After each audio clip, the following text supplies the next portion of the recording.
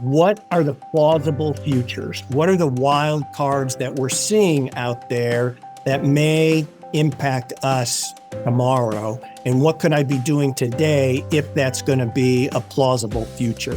So by example, what would many of our organizations have done if we knew for pretty sure that in 2015 that there was going to be a pandemic?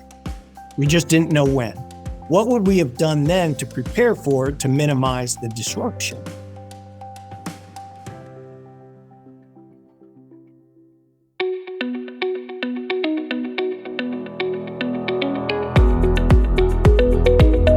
This is Associations Thrive, the podcast celebrating successful associations and their leaders.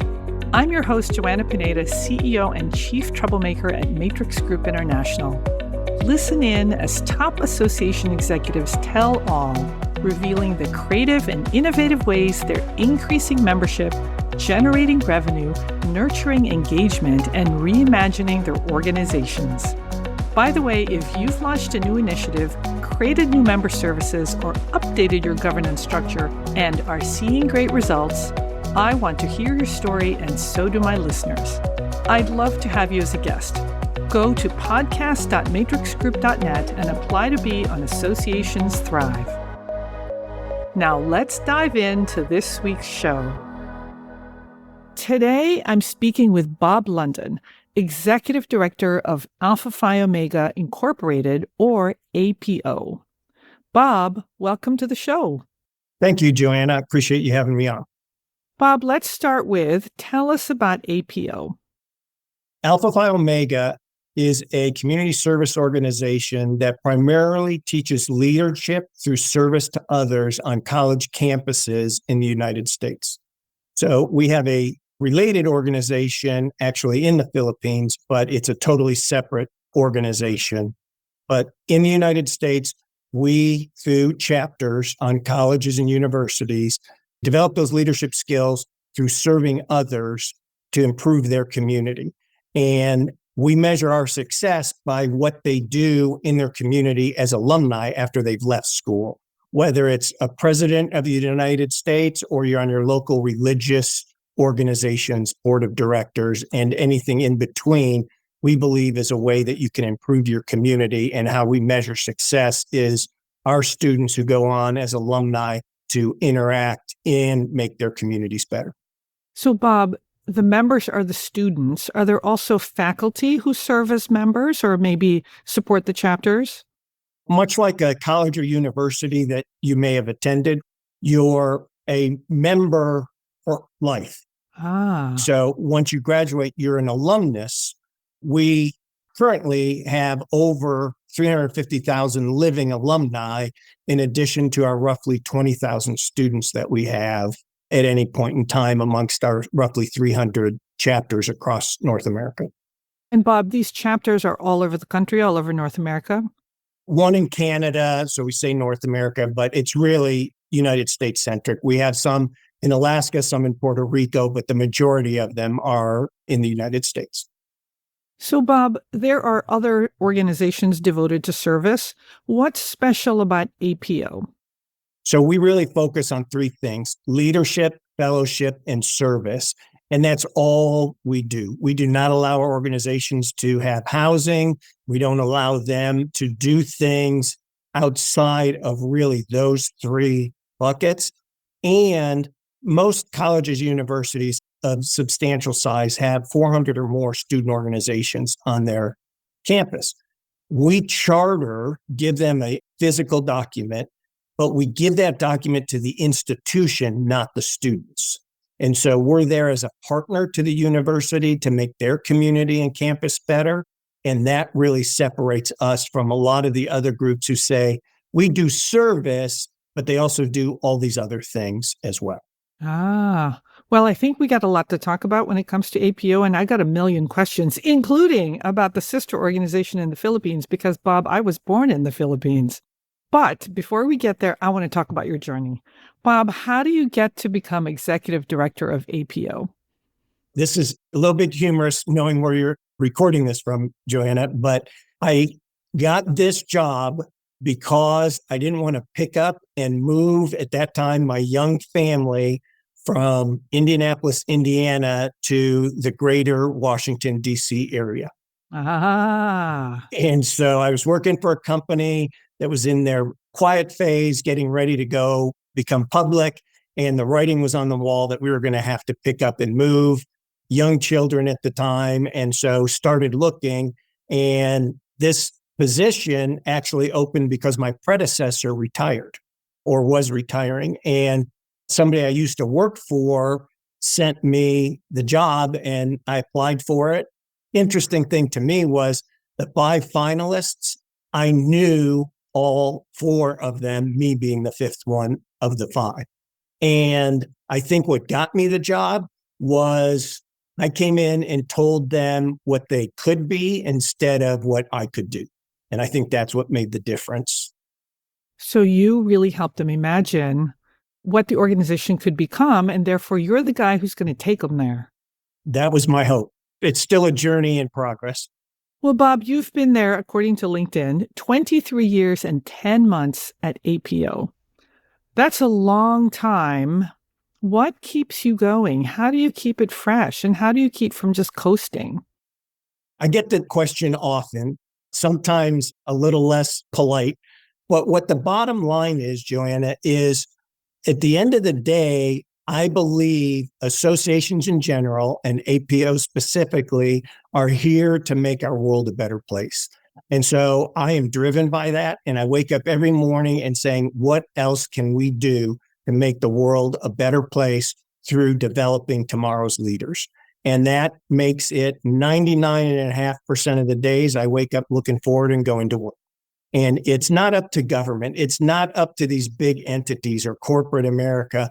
It's associations, including our religious organizations, that are going to make us a better place to be, kinder place to be. And I believe passionately about that. And I've always had a board that embraces that. And so that's what's made it a great journey and not something that I was looking to, okay, what's next? Well, Bob, this leads me to my next question, which takes me back to talking about APO.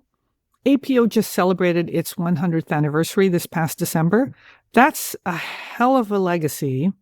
And, over the past 100 years, this organization has seen all kinds of turmoil and strife on college campuses. So how do you endure all that and kind of maintain your vision? Great question, Joanna, because if you go back to our founding, we were founded right after or towards the very end of World War I. And our main founder came off of a mine clearing ship, went to college, and saw in the Boy Scouts of America, that was the only place where people from various religions were working together at that point in time in our history. Mm. And so he saw there's got to be a better way than this terrible war that thought would be the worst ever. So he thought there's a better way to make the world a kinder, gentler, more human place. And so that's really what's driven us. And if you go to the 70s, when a lot of the college students were against administration, the Depression, World War II, Vietnam, all those things, we've always been able to attract members who want to improve their community. And that's what the key is.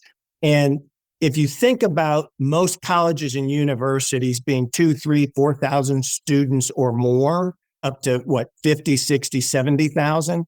Right. Our biggest chapter might be 700 students. Wow. Our smallest chapter might be 25. If you're 25 students out of 2,000, 3,000, 4,000 on a campus, and the movement is going one direction, there's still plenty of students who believe in improving their community. You just have to go and find them.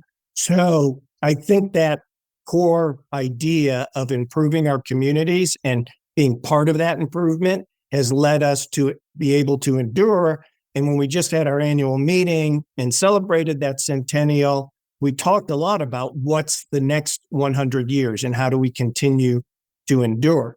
Now, one of the things, and maybe you'll want to get into this later, Joanna, is about 4 years ago, because you said how does your vision keep moving? Our board actually took the words campus-based out of our vision statement. Oh, that's big. Right. And it means we still want to be on campuses, but we don't only want to be on campuses. So 2 years ago, we chartered our first completely virtual chapter at National University. These students have never met in person. They only work virtually. They do their service independently of each other, but we've adapted to additional models to allow us to continue to move forward as the world keeps moving faster than it's ever moved before. So, Bob, I'm involved with the Boy Scouts, and I have a son who's an Eagle Scout. And what's kind of interesting about the service projects that the Eagles do is that they're really very tied to the community. It's based on what's needed at the community. So how does that work with you and your relationships with the institutions? Because every institution has a different context and they need different things. So how do you kind of make sure that they're all doing good stuff that's still uniquely suited to the needs of that local institution? We do that through helping them connect with community partners. At the big picture, we want them to improve their campus, their community, the fraternity, which is learning how to be better leaders, how to have a better chapter, and the nation and world as a whole. So when we get a chapter to sit down and do their annual planning, they're looking at those 4 areas. And then if they're well connected with their partners in the community, they'll look at that and say, okay, how can we make this better? Our chapters are prohibited from doing any advocacy for a candidate, but they can do advocacy for being a voter. So things that impact our nation, but not individually for a candidate. We want the community as a whole to improve, not just for people who believe in a viewpoint A or viewpoint B. Bob, how do you compete on a college campus with all the other clubs and organizations? I mean, like my son's in a couple clubs, plus there's athletics, plus there's causes. I mean, it is noisy on campus. It is. And as a side note, one of the big challenges that we try and work with our chapters, and I wish universities did, is how to help students deal with all the noise. Yes. If you're taking a full load, right, you're getting emails from all your professors, all your clubs, your family, your friends, and it's overwhelming to so many students. So we try and deliver tools to help them with that. We can reach our officers of the chapter. It's a little bit harder to reach those just general members. It is a challenge, but our number one competition is actually time. Those who don't join say, I just don't have time to do this. On average, we don't tell a chapter what they have to do, but the average, as we collect data from them, is every semester they require 20 hours of service in their community, one way or another, per member. And so some students don't feel that they can give that, and that's where we lose those students to. But time by far is the biggest issue for people who don't join, because it's really easy, Joanna. If I come to you and I say, maybe we live in a residence hall or we share a class or something together, and I come to you and I say, Joanna, this Thursday, we're going to the local elementary school and reading to the 3rd graders and helping them advance. We're a little short this week on members. Would you be willing to come with my group and help us? 8, 9 times out of 10, people are going to say, sure, if they're free and available. Right. And so it's easy to get people. We hear our alumni say this all the time. I joined for the service. I stayed for the friendship. And so the service is really easy to grab people in, because as we go through the generations, they're more and more interested in service, and we make it easy for them to find it. And if we can do that, we can get them to join and figure out how to best improve their community. We also require a chapter to have 4 advisors, 2 from the faculty or staff, 1 from the community, and 1 who generally focuses on youth organization some way. So it could be somebody from Girl Scouts or Bluebirds or YMCA, right, whatever. And through those people, it really helps to get a sense for that chapter. How do we improve our community so that we're not telling them from a national office or a national board, oh, you have to do this, but they're actually figuring it out locally. Boy, that sounds like a lot of things to manage. And I'll tell you, I keep hearing at all levels that time poverty is hitting our kids much earlier. That doesn't surprise me. Yeah, I mean, you hear about professionals with young kids and they have a special kind of time poverty, but I'm hearing from my son, like I said to my son, what do you think about, and he's a senior now, but when he was younger, I said, what do you think about going overseas? And he said, Mom, I cannot fit that into my schedule. And even my high schooler says, Mom, I don't know that I can fit any more into my schedule. And I think, oh God, like it's a thing. On my staff here at Alpha Phi Omega, I do a lot of talking about controlling your calendar and your time, or it controls you. Right. So how do you teach them that? It depends on their role, but we use some tools that help. But by example, starting with myself, as an executive director, how many cold calls you get a week. I am happy to meet with most people if they do their research before picking up the phone and calling. But I have a 2-hour block every week that I schedule those in. I don't allow them any time so that we can really focus when we're working. So we have project time and focus time that we try not to impinge on when another staff member has those, and try and respect those. And that allows us really to be focused on some things, have meeting times, and then have planning times. And through that process, it really makes a difference. You may be familiar with the book, 2X is better than 10X. What the principle of that book is, think about a realtor. To get a $1 million listing takes a lot less work than getting 5 $250,000 listings. And so the idea is to focus on the things that are important and carve out the 80% of things that we all spend our time on that aren't important. Yeah. And so we spend a lot of time in our office talking about culture and what that means. And by doing that, it helps the rest of the staff know that it's okay to say, no, Bob, unless it's urgent, I've got something else that I've got to do right now. I love this. What you've done as an organization is basically said, managing your time and managing your energy is a priority for us. And this is how we're going to help each other.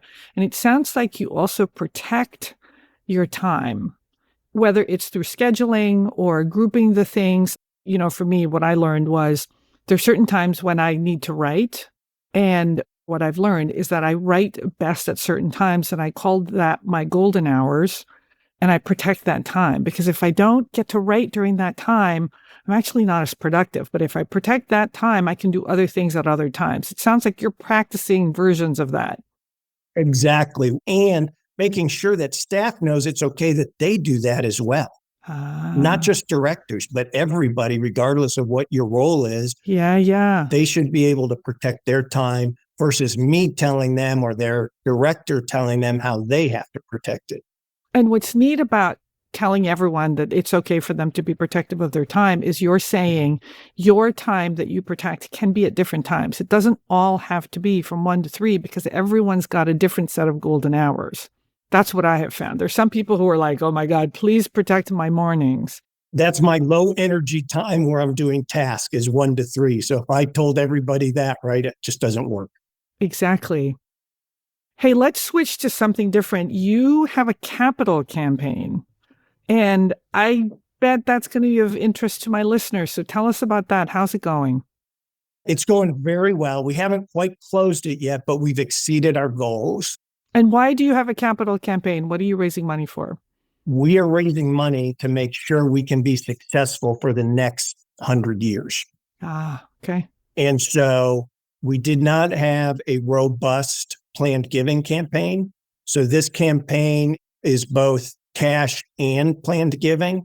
And without going into the minutia of planned giving, it allowed us to record documented gifts. So something that was going to occur versus something that I want to do nice. And what I mean by that, Joanna, is right now, a lot of people can say, oh, I've got a life insurance policy at work. I'll give that to APO.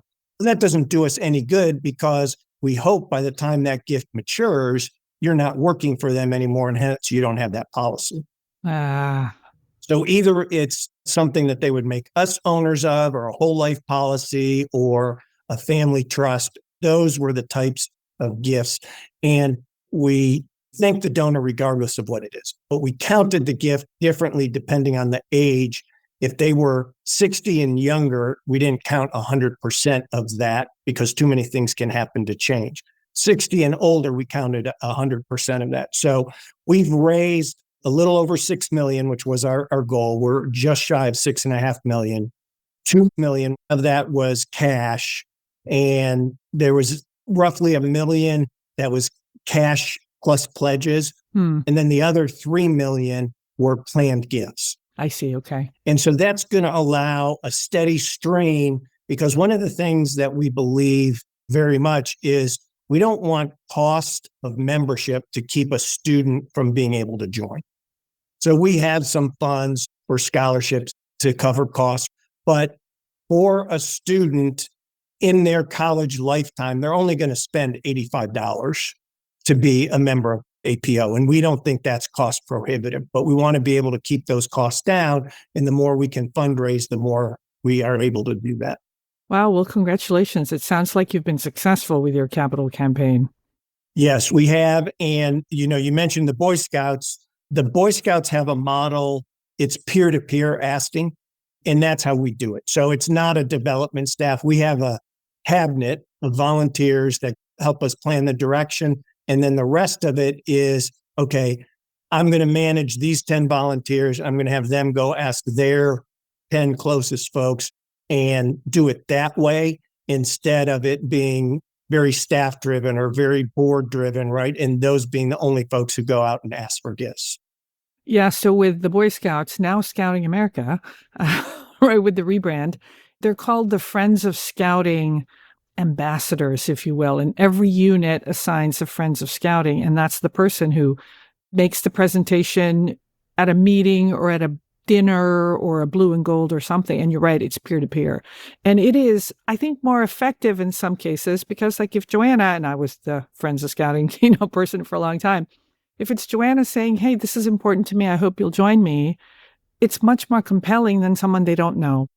And it's more compelling than a staff member, right? And universities do this all the time, right? That say, hey, would you be willing to support this or this? Instead of saying, would you join me? I have done this, right, and would like you to join me in giving this amount or a stretch gift or whatever it may be.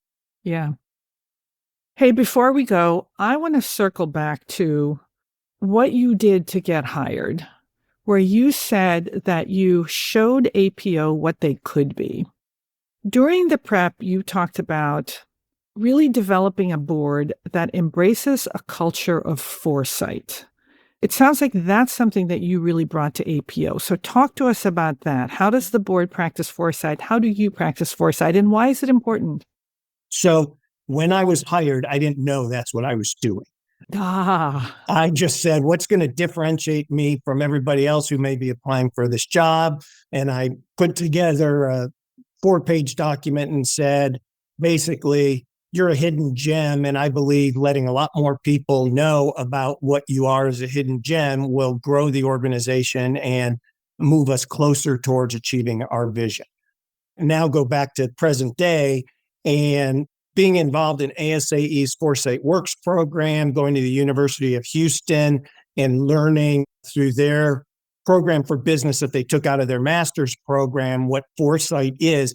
And their program at University of Houston is what people who want to be a futurist go and do. And I don't do research, so I'm not a futurist, nor do I want to be one, but I understand their thinking. And what it really comes down to is saying, what are the plausible futures? What are the wild cards that we're seeing out there that may impact us tomorrow? And what could I be doing today if that's going to be a plausible future? So by example, what would many of our organizations have done if we knew for pretty sure that in 2015 that there was going to be a pandemic? We just didn't know when. what would we have done then to prepare for it to minimize the disruption? And so that's where it's important to digest information, and ASA Foresight works, but there's also many other ways of getting this information that does that and says, okay, here's some signals we're seeing out there, or wild cards, right? Some noise somewhere out there that's going on. Which of that do we have to pay attention to?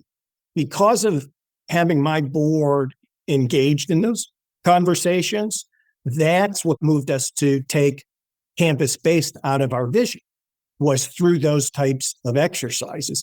It wasn't that we were abandoning the campus. It was, this may be an obstacle to our preferred future. And so it helps us shape our future of improving the world, making it kinder and gentler, and doing it beyond just the college campus. Now, Bob, it sounds like you underwent some foresight training, but did your entire board get training? No, I delivered it to them and I just slowly gave it to them. So one of the things we did was we did a 2x2 exercise where you take two different ideas, put them on, across, and one is low, low, low, high, high, high, high, low. Right. Very simple stuff. And we broke into small groups on these topics. And from that, the board came back and talked about what APO world might look like in that quadrant. And that's how I got the board to start realizing, we need to do this pretty regularly, not just that exercise, but conversations about it. Look what's changing, all those types of things.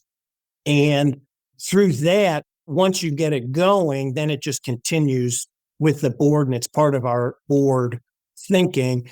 Back in the day, we redid our agendas so that we were focusing on the strategy and the foresight before we were doing the day-to-day action items that every board has to do, right? We used to start with those and we flipped it upside down. Wow. So the board spends a lot more time on that now. And it's things like ASAE's Foresight Works has one on trust right now and truth. How many of us have gone to a doctor, gotten some results, and the next thing we do is go to a website like WebMD and play doctor ourselves and get ourselves all worked, right? We don't trust.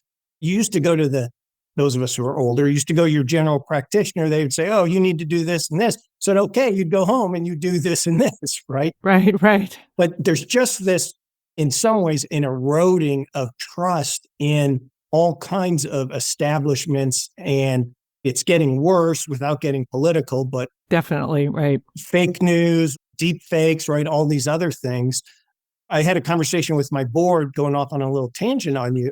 What's going to happen when somebody comes out and posts a comment from me, a president, something totally antithesis to the organization that's totally not true? How do we respond to that? And so those are the types of conversations we have instead of waiting till we have to be reactionary, because that day is going to come. Right. Somebody's going to play around and say, I didn't like what you said, so I'm going to do this. For fun. We're just going to do this. Right. So, Bob, what is one or two things that you're thinking you need to pay attention to? Like you said, in 2015, if we had thought there could be a pandemic, what are some things that you think could happen that you need to be prepared for? A couple that come to mind. The number one thing to be prepared for us is the changes in higher education. And this is really here now, but I would say the flagship and flagship-like schools. So take the big university, I'll use Virginia, right? So University of Virginia, Virginia Tech, they're not going to have issues. But and I'm intentionally making this up, the Western Virginia State University is going to have real issues. And so how do we continue to thrive when we have schools that are going to close, are going to merge, are going to, et cetera, et cetera, et cetera. And now that we took campus-based off, we can develop a model that says, here's some ways we can do that. Depending on these factors will determine which of these works best, instead of creating a model that we're going to say works for everybody. So that's one of the big ways. The other is overload of information. We have to be the ones who help folks deal with that overload of information. So we have to make things simpler than they've ever been before. We have to make them so that we're providing the answers. So instead of search engine optimization for our website, we want it to be answer engine optimization, so that when your AI tool of choice is scanning for the information, that APO is continually one of the sources that it's using. 100%. And everybody needs to be doing that now. And it's a fight to get there, but that's where we're putting some resources so that we can continue to stay relevant. Bob, I have learned so much in this interview. I know that my time is up. I hope that you will come back, because I know that you've got a big convention and you've got some other things that you're doing. So let's have you back at the end of the year so that you can tell us about all the wonderful things that APO is doing and experimenting with. Thank you, Joanna. I appreciate the time and the conversation. You continue to help associations thrive.